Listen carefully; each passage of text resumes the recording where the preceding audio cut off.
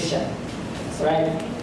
Nung inibita ko ako ng lingkod na magbigay ng talk tonight, na-excited ako kasi ang preview ko dito, nabigay ko na yung talk na to before eh. The first time I gave it, one of the times I gave it, year 2001. Ilang taon na yun?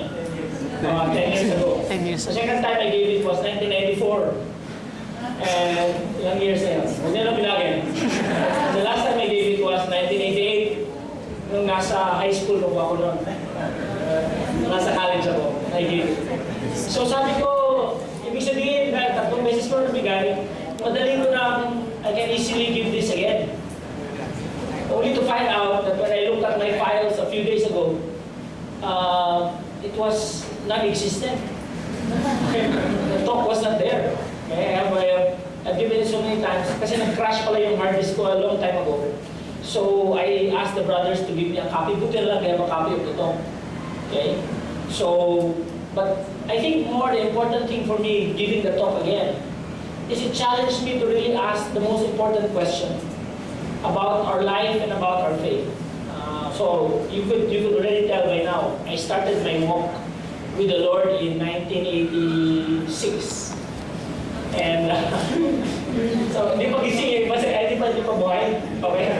Hindi pa gising lang. 1986 and I've been walking that.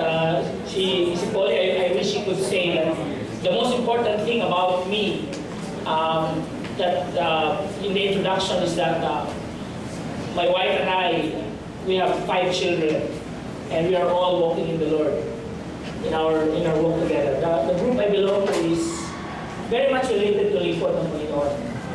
It's also a community like this, and since college, professional life, and now married, we have walked with the Lord. So this is a question that we ask ourselves. Because the reality today of this question is that ang daming information, maybe much more so than before. The first time I ever used the internet was the first time it was available in the Philippines. When I was a young teacher in Ateneo in 1989, the first time that anyone ever had an email.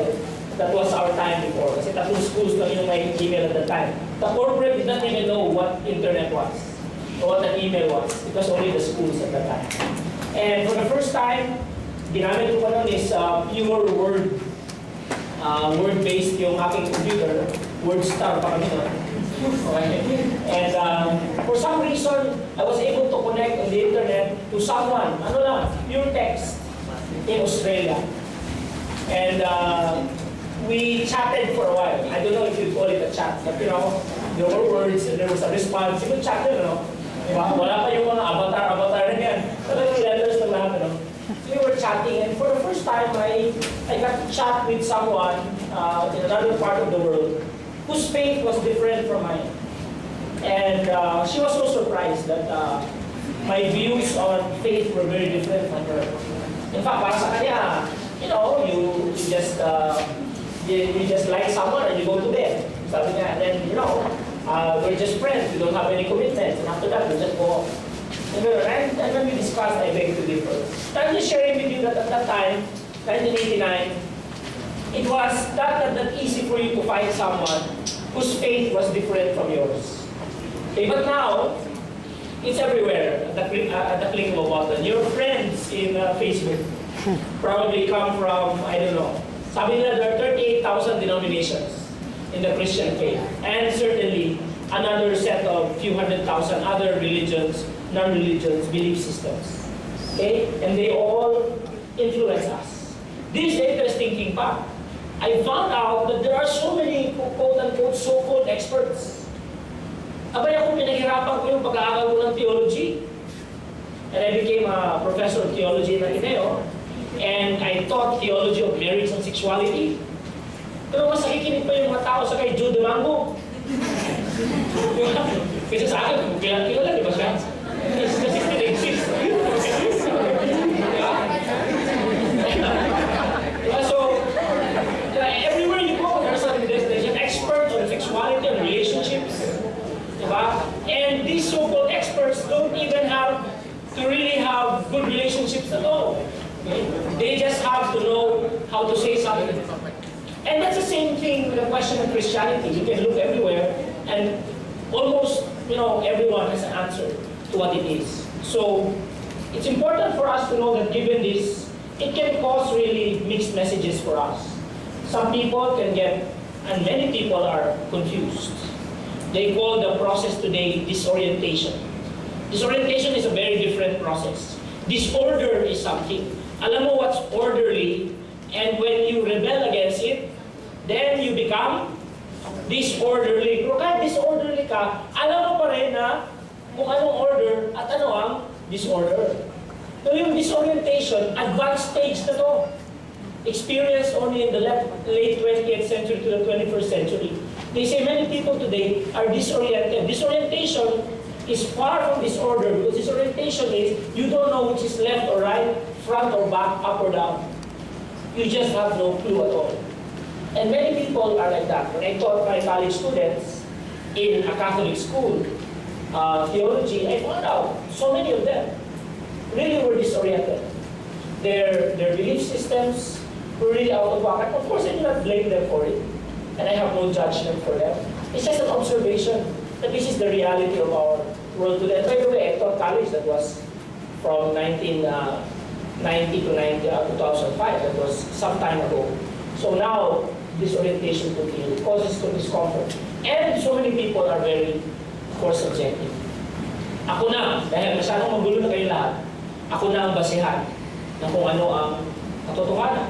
And it comes as a result of what I feel at the moment, what works for me, what's helpful. Right? And some people, there's a result to that. When people use their own self as a standard for what is supposed to be true and what is right, they become constantly fearful. Of course, they will not show it. They will not express it to many people, because there's also another side of us that wants to show our strong front. But really, if you look at it, they are scared, okay, of making the right decision. Just 2 weeks ago, an old student of mine emailed me.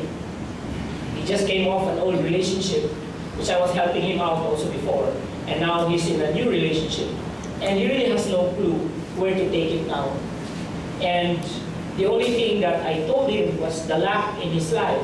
That's the reason why he is disoriented, was that he really had no anchor, he had no support, he had no people around him who could actually provide for him either a sounding board, a source of a conscience, or a second opinion on his relationship and what it meant to be where he should be. Okay, financially, he's doing very well. He's into stocks. He's part of a very powerful financial institution. But this is what I always observe. Many people who are doing very well in one aspect of their life, especially work, or career, or sports, don't necessarily do very well in the things that matter most, in their personal life and in their relationships. Right? And you get to ask why. How does that happen? Why is that a problem? Right? And then it causes confusion. And then people just become negative about anything that is put on them as a claim, which includes them also rejecting the claims of Christianity. So, given that as the reality of our world today, and why we are all confused, okay lang ba na mag-English ako? Okay lang? Okay. Mas gusto nyo mag-Tagalog ako? Hindi naman. Okay. Sorry ah. Okay. So, kasi Bisaya ako eh. Di ba? Views. So, as with many other things, because people are confused about what Christianity is, then they can also be confused about what it can mean for them. So, let's talk a little bit about misconceptions about Christianity. First one. I grew up with this misconception. I grew up I studied my Xavier University in Cagayan de Oro, grade school and high school before I moved to Ateneo. And there we had a classmate then. We were in a classmate in all-boys school. Talagang kung hindi ko ma-describe kasi lalaki siya, pero prim and proper. Talaga. Tapos pag may Bible quiz, siya ang pambato namin. Bato, gano'n. Tapos hindi talaga siya lumalaban ng kahit sino. Pwede mo siyang sipahin, pwede mo siyang lutuin, pero nakakita niya, di ba? Gano'n. So, naging conception ko yan, na pag Kristiyano ka, alam mo yung Biblia, gano'n ka. Okay? Wala kang backbone, pwede kang lulukuhin, pwede kang ibuli ng mga kasamahan mo. And then, wala na, may karugtong pa yung kwento na yan eh. Because later on, when we became professionals, he emailed me. Iba rin yung pangalan niya ngayon. Gano'n. Sabi ko, I remember you were our Bible whiz. Sabi niya, that was a dark part of my past. I'm a different person now. So he was writing me from the States, somewhere in the US. So para sa kanya is that part of being nice was, the part he had to suffer through because he was part of a Bible, reading family, and he was just too happy to be away from that. Now he's a man of the world. Parang he's in charge of his life. Parang gano'n. So, that was a figure I had. I said, gano'n siguro yung mga Kristiyano, no? Wala akong mabago. Okay? Second misconception. Okay? Na pag wala ka na talagang mapuntahan, wala ka na talagang mapaglingunan, wala na solusyon sa buhay mo, kapit ka na sa patalim, punta ka na sa Diyos. Meanwhile, if you can still rely on yourself, no problem. I'm okay. Yeah, I can stand for myself. The interesting thing about this misconception, of course, is that one thing I'm very sure of, 100%, and I think you'll agree with me, is that sooner or later, and many times it can happen in our life, but if at least once for some people, certainly this will happen. There will come a time in your life when you cannot rely on yourself anymore. Agree? Yes. And when that time comes, if you have had not the foundation of something firmer or stronger than you, you will be the most pitiful of all people. Right? And I saw really the contrast of this.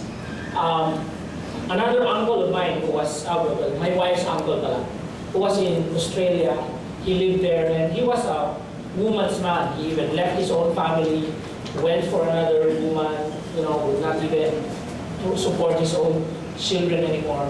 Then later on, after all his gallivanting and enjoying his life, at about his early 50s, he got stricken with cancer.